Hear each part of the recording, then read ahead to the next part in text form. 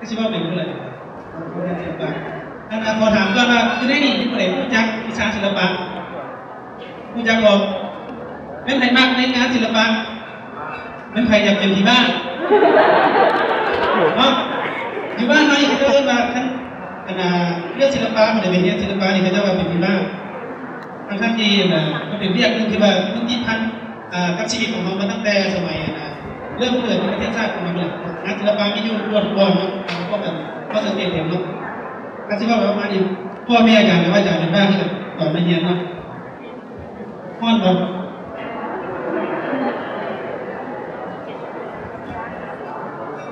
เวลาเราต้องถอดเสื้อเราคือทางวิทยากรมันก็ว่าสิ่งมันก็ว่ามาเรื่องวิศวกรเรื่อง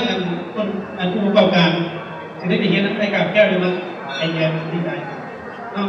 ก็คือยังไงกันอยู่ในสังคมของวัยรุ่นหรือว่าคนรุ่นใหม่เวลาสิ่งเรียนต่อเป็นที่คือน้ำแต่แบบว่าเราอาจารย์สักว่าอะไรไปยังพอเจออะไรบอกลองมาวิชาอะไรที่ว่าคนมักเรียนอันนี้เป็นความคิดของตัวเองก่อนที่มาเรียนเนาะและข้าพเจ้าเป็นคนหนึ่งที่ว่ารู้จักตัวเองไว้ที่สุดเนาะก็คือเป็นคนเรียนเก่งเลขอยู่ในโรงเรียนม.ต้นเนาะเป็นนักศึกษาเนี่ยเป็นนักเรียนที่ว่าเป็นเรียนเก่งเลขเนาะไปแข่งเรื่องจะได้ที่อันดับที่2สำหรับที่1เพิ่มด้วยแต่เราออกจากโรงเรียนก่อนม.ต้นทั้งนั้นที่พ่อเป็นผู้ในการพ่อเป็นผู้ในการโรงเรียนแต่ว่ารักไปเรียนศิลปะปานหนังเนาะครับผมครับรักมาเสกเขาที่จิตศิลป์ทำยิ่งคนตั้งใจมาสิมาเรียนแต้มผู้ผมรู้จักเราอยู่เรามีจิตศิลป์คือว่าการแต้มขึ้นมาสิเป็นนักห้องมาซะเนี่ยไปพอดีโรงเรียนห้องเรียนโรงเรียนแบบแต้มผู้อยู่ใกล้กันเหมือนเขาจะกำลังเรียนกำลังเสริมเรียนห้องเองนะครับกำลังย่างกายมาแต้มพูดไม่ทิ้งอยู่กับพวกนี้คือแต้มมาเลยแล้วย่างไปถามเลยแล้วมีอาจารย์คนนึงแบบมีรุ่นอ้ายเป็นอาจารย์เขาเป็นรุ่นอ้ายเดียวเรียนมาก่อนเลยไม่ได้ซื้อทองให้กันนะครับเป็นคนมักได้น้องคนซื้อเห็นดีกับเอาแล้วเนี่ยแล้วเขาจริงกับตัวเองมาศิลปะอยู่แล้วเนาะ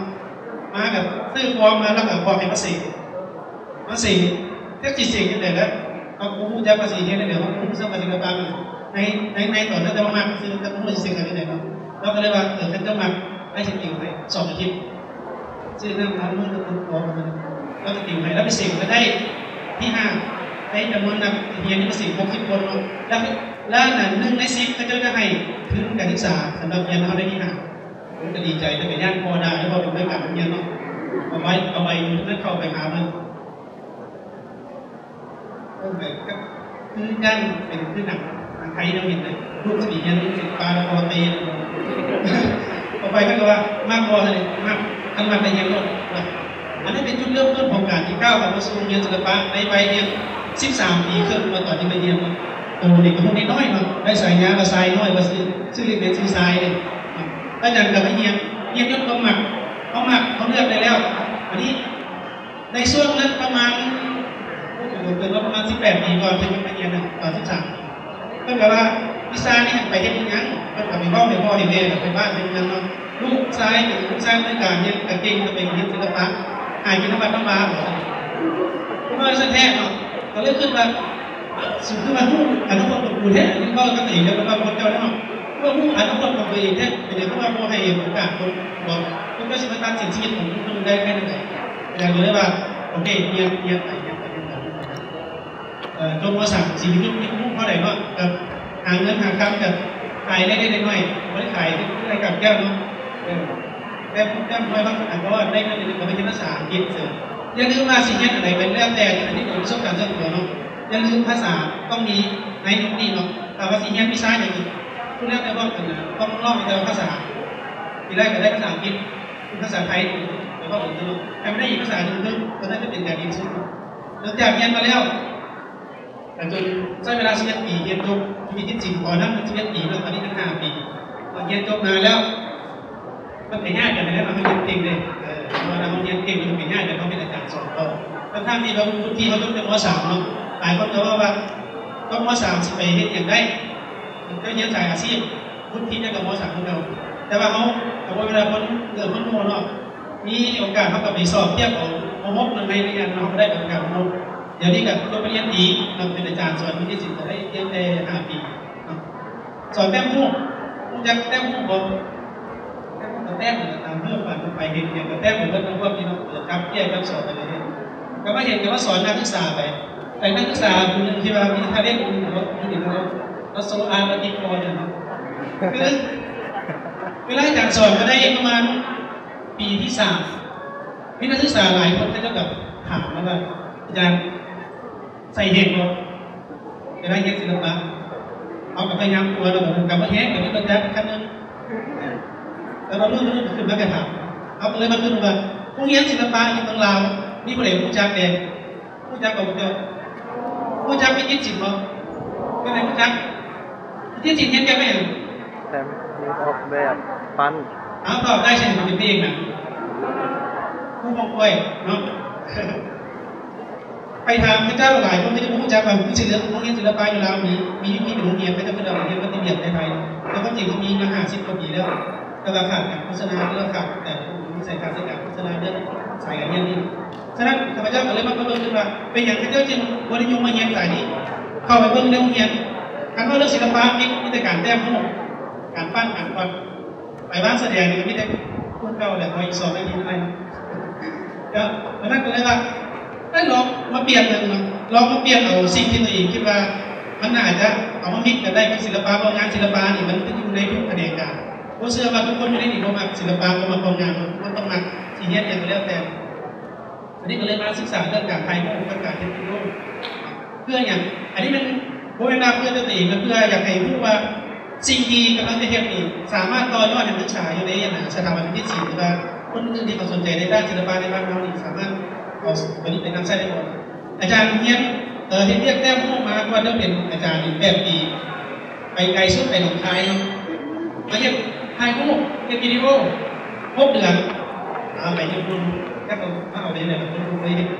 ไปเกาหลีไปจีนไปอย่างเพื่อนไทยพวกจะซื้อแต่มาไทยพวกต้องมีคอนเซ็ปต์ต้องเอาเรียกเรียนเขาอันนี้คนมาตัวเองเรียนก็ได้ไปเห็นถึงเรามาโซ่เลยแต่ยุ่งมาเวลาเลือกเรียนท่านพวกเขามีความตั้งใจในการเลือกสายเรียนทางเรามากแล้วเขาสามารถพัฒนาตัวที่เขาเรียนนั้นไปสู่เรียกอื่นได้เราอย่างนี้อาจารย์เป็นผู้หนึ่งที่ว่ากับมิซื้อในสกอตที่คนรู้จักกันเนี่ยเรียนบอกรู้จักกับว่าคนมิซื้อตอนนี้เป็นโปรดิวเซอร์เราเป็นผู้ผลิตการ์ตูนในน้ำมันยิบของประเทศลาวเนาะหรือว่าในลูกคุกเขาไปเห็นงานเขาไปเขาก็ต้องสนใจว่าเขาจะได้เงินก่อนแต่ว่าจริงเขาไม่อยากได้นะแต่เขาเห็นไปก่อนอย่างบอกว่าคนมีเป็นนักศึกษาก่อนสิเห็นอย่างเต้าไปถามหาเงินเดือนต้องถามตัวเองว่าตัวเองมากนี่แต่สิเห็นได้บ่เห็นไปลูกก่อนเพราะเราไม่ได้เห็นเองนะอยากได้เงินเขาจะดูไว้เลยตั้งก็ขึ้นว่าไปสิเห็นอย่างไปก่อนนี่ผู้ฟังได้เงินบ่เวลาเห็นกันแล้ว